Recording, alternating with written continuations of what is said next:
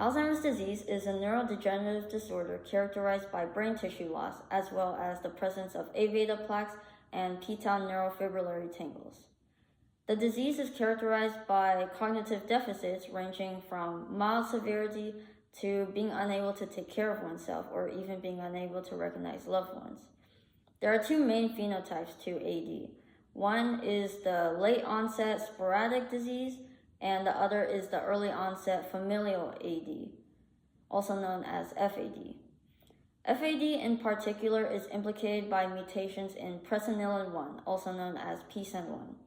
Because of this, there has been research into gene editing treatments.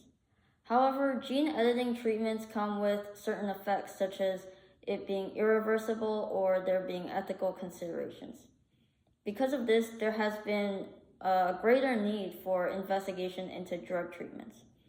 For example, there has been investigation in cholesterol-lowering statins, which have been shown to reduce the levels of p-tau in FAD neurons.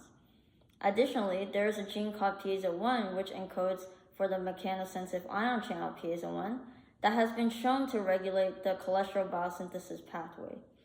However, there hasn't been a study investigating the role of piezo1 in specifically regulating p-tau levels.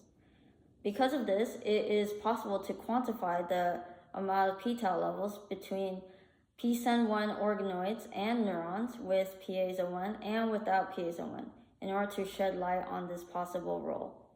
So far, preliminary data has shown that there are indeed p-tau levels higher in PSEN organoids with piezo1 compared to those without piezo1. This may cement the fact that piezo1 plays a role in the tau aggregation and phosphorylation process. However, there has not yet been a definitive mechanism which explains this. A possible mechanism that explains this is that knocking out piezo1 downregulates key enzymes in the cholesterol biosynthesis process, which lowers the amount of cholesterol products and, in turn, upregulates the degradation of p-tau.